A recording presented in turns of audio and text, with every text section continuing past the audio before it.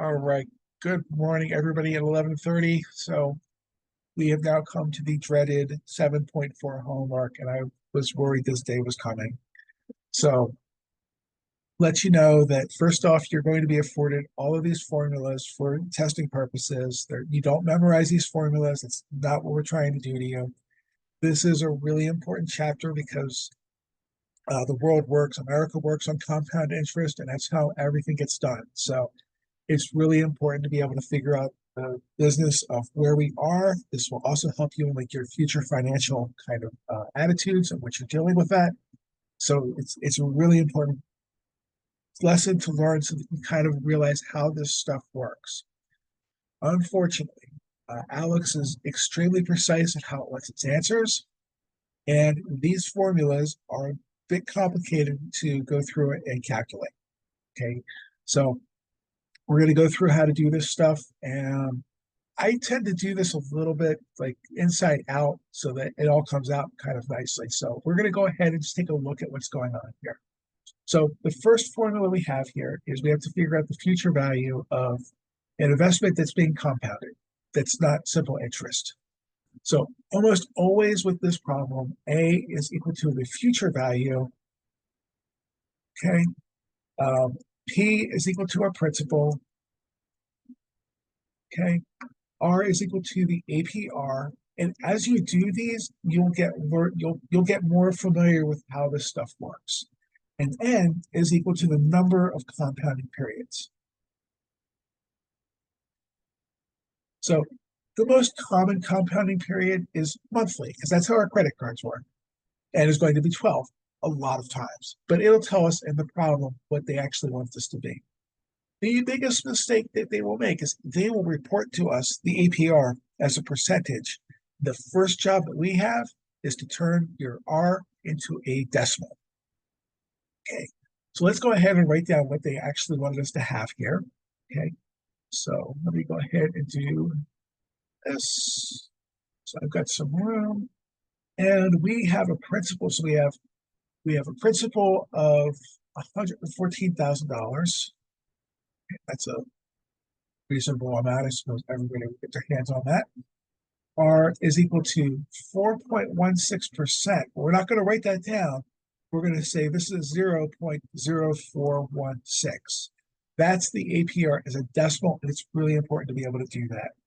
Our N, or compounded, it says we're going to be compounding weekly. There are 52 weeks in a year.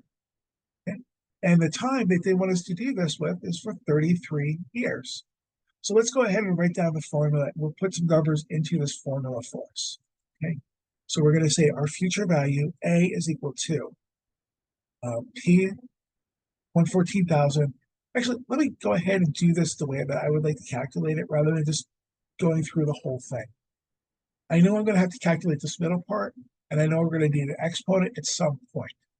What I would like to do is, could I figure out what NT is off to the side so I don't have to come back to it and deal with it in the middle of my formula? Let's figure out what NT is just first, and then we'll come back to what we're going to work with that.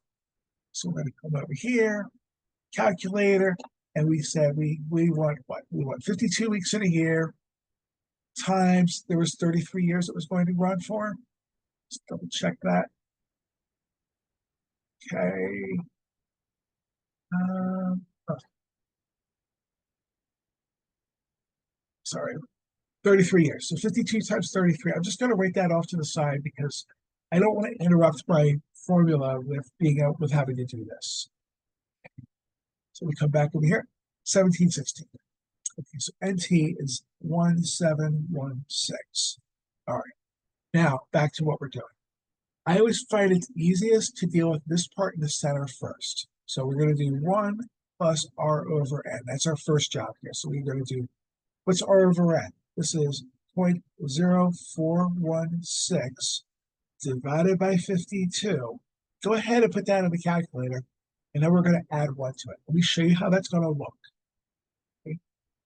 Just take you through the whole thing by hand, so that way everybody is good and we're all on the right page here. So I want, what are we doing here? We're going to values 0.0416, 0.0416, that's 4% as a decimal. divided by 52 weeks per year. And then we're just going to add 1. Okay, you can use it with a calculator, you can just say, okay, I've added 1. Either way, we're going to be right here with this thing. So we have gotten through this whole beginning part, 1 plus R over N. Now we have to raise it to the NT. You always have to remember your PEMDAS, your order of operations. We did the parentheses stuff. Once we get done with the parentheses, now we are on the exponent. So we have to go ahead and say raise it to, and they don't say it, but there really is a little set of parentheses all the way up there, and they never put it on there. You're just supposed to know that's how it works. Okay, nice of them to tell us that. So we'll go back to our calculator and say raise it to, what was that NT value? It was 1760. That's what we calculated at first. So let's go ahead and look at that. So we're going to say caret. Okay, and some calculators have an X to the Y button, some have a caret button. We're just going to do that. It was 1716. Open. Okay, just double check 1 second here. It sure was. Okay, equals. Okay, and that's what we're going to multiply by. It's this whole thing. Now it's kind of safe. Okay, that's the hard part of the equation that's over here. So now we're going to take that number. Okay, and again, they're going to be very picky about this thing. So you can go through and write this whole thing down. I would prefer that you didn't. If you have to go ahead and write the whole thing down in your pen next to your pad of paper with this thing, do that. Then we're going to go ahead and multiply it by that 114,000. Okay, so we're going to say times 114,000. I'm sorry, not 114,000. 11,000. No, yeah, 114,000. That's what that is. Just to make sure. There we go. 11,000, and it will say equals. And the total amount of this, the future value for this investment eventually is going to be, and then this is kind of tricky. We have to go through and calculate out. Like, okay, it's going to be 449,641.06.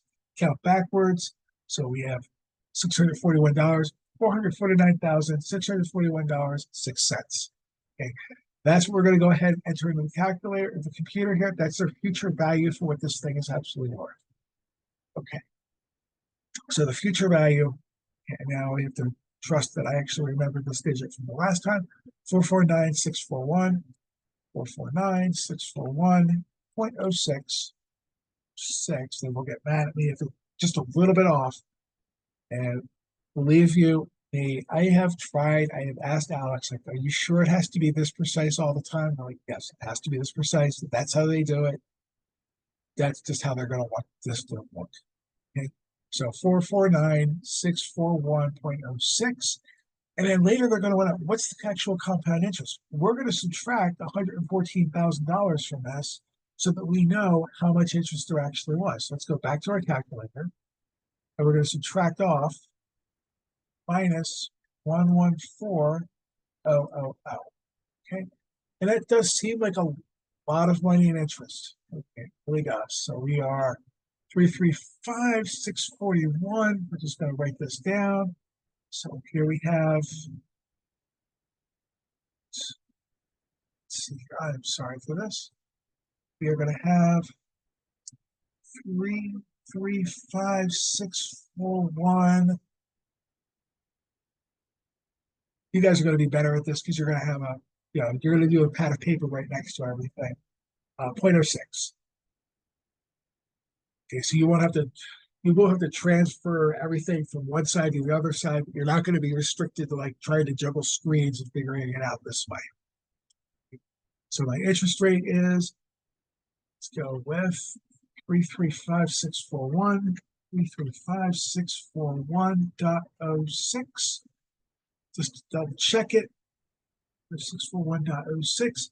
It's like mortgage interest, but notice how long it's for. Like mortgages are 25 years. This is longer than that, so that makes sense that it would be a lot of interest for a very long period of time. And we'll go ahead and check. Fingers are crossed. Ta-da! We got the right answer. Okay. So that's kind of the way you want to do this thing. You want to work, you want to break down the formula, you want to work inside out, okay, in order to work this thing through. So do this part first. Again, do the NT off to the side. We do this 0.0416 divided by 52, add 1, wasn't so bad. Caret to the interest rate, 0.0416 equals, and then multiply by the principal. And that's how we're getting these answers. So I'm going to make a bunch of these videos so we can go ahead and look at this. But thank you for watching the video, and I will see you in the next one, okay? So good luck with doing the homework. Don't get discouraged. These are hard for everybody.